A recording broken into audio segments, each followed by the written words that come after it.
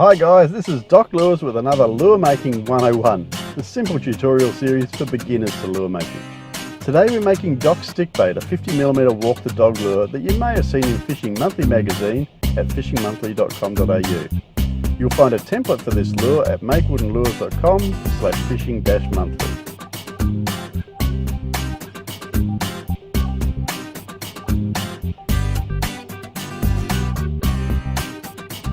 First thing we're going to do is lay out the side profile of our lures. So I've cut a piece of 12mm or 1/2 inch balsa to length, and I'm just tracing the side profile across the width of the lure. You'll notice I get several lures out of this single piece.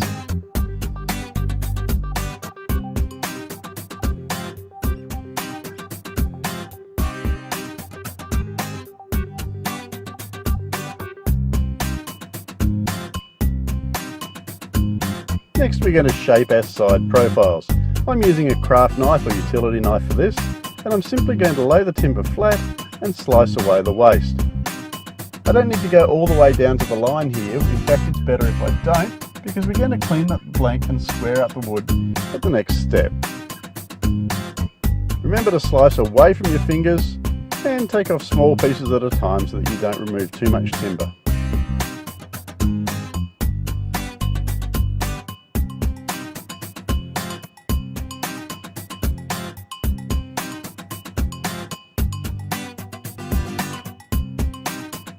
It doesn't take too long before you've got a mess of these ready to go.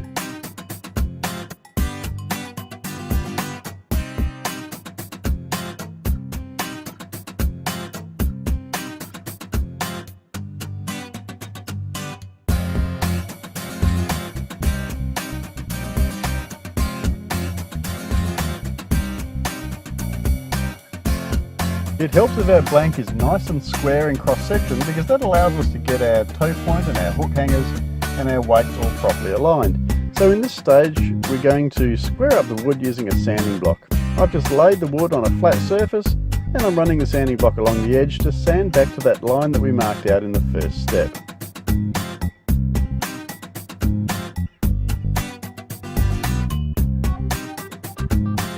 As with our previous project with Doc's Minnow, I'm going to use a curved sanding block to square up the belly part of the lure where there's a concave shape.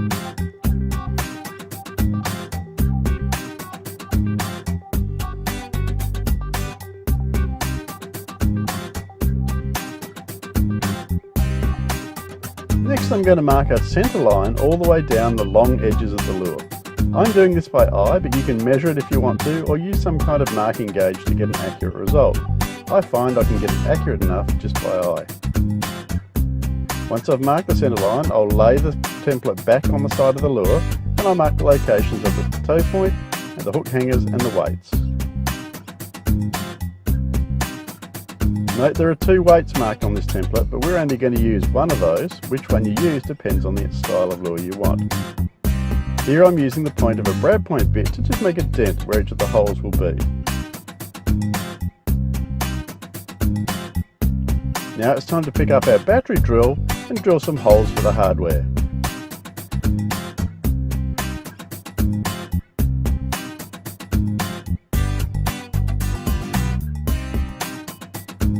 Then I'll use a 4mm bit to drill the hole for the weight. Be careful not to go all the way through the lure here.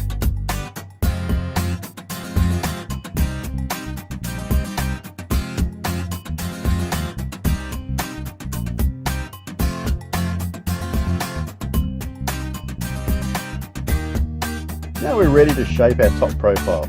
So lay the top template on top of the lure and mark out the edges that you need to cut to. This template should be centered on that center line that you drew earlier on.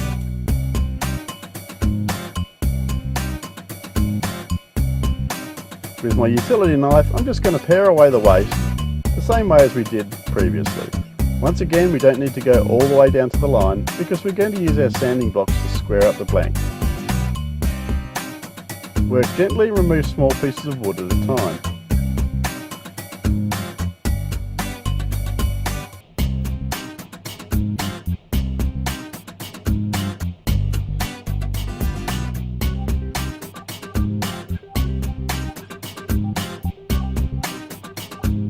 Once again, return to your sanding block and a nice flat surface, and just sand the blank square. Sand down to those profile lines that we marked earlier, so you get a nice uniform shape, and the wood is square in cross section.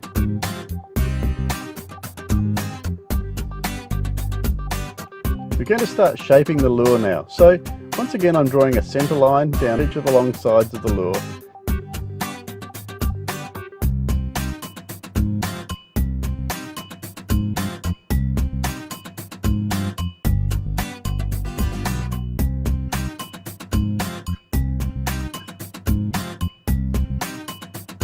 With my carving lines marked, I'll pick up my utility knife and I'll just slice away the wood between those carving lines to knock off the corners.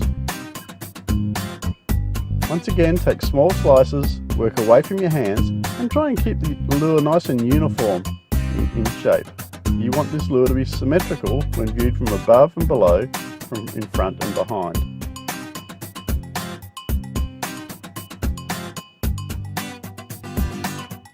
Once you've pared away the waste, you can smooth up and do the final shaping with a piece of 240 grit sandpaper.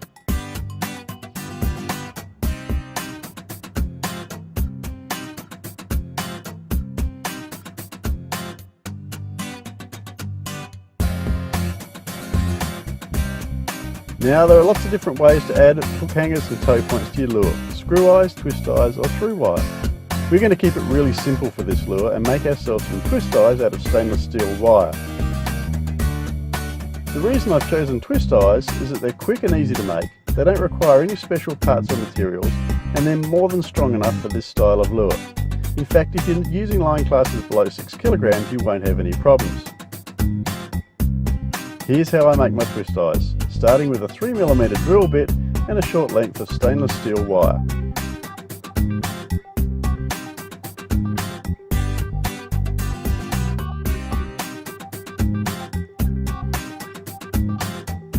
There are faster ways of making screw eyes, but for a beginner, this is not a bad way to go.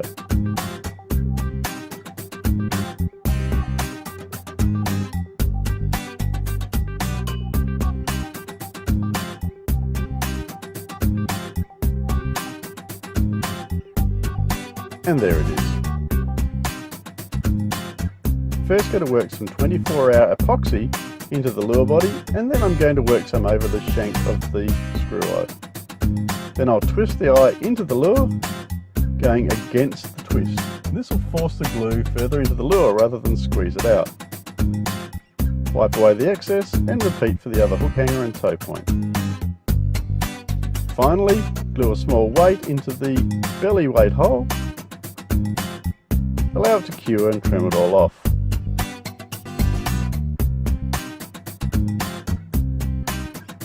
Okay, now we're ready to harden our balsa. For this I'm using a thinned down epoxy which I've watered down with methylated spirits or denatured alcohol. I've warmed the lure up and I'm just going to brush this liquid all over the lure so that it soaks in. The idea is to get as much of this liquid into the timber as possible so that when it cures the timber is hard and waterproof.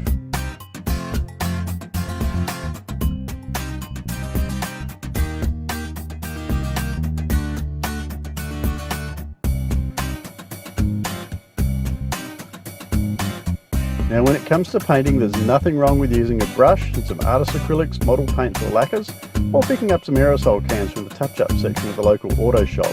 The fish won't know the difference, trust me. But if you're getting a bit more serious about lure making, you may want to try an airbrush, and that's what I'm going to use for this tutorial, just to show you an easy way to paint a lure. I'm starting out with Autoborn White Sealer. Now the purpose of the white sealer is to get good adhesion of the subsequent coats to the lure, so I'll put on a couple of good coats of sealer and make sure they're nice and dry. You don't need to prime a lure if you've sealed it with epoxy and then used airbrush sealer on top of that. Next I'm applying a few coats of Autowear Deep Black. This is an opaque paint and I want to get the entire lure body a nice jet black colour.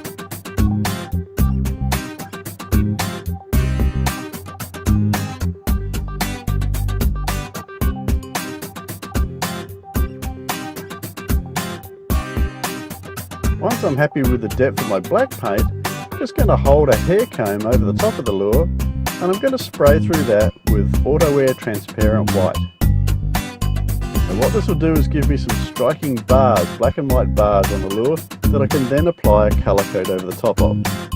For my lure I use transparent red. You could use transparent blue, green, purple, whatever colour you like really.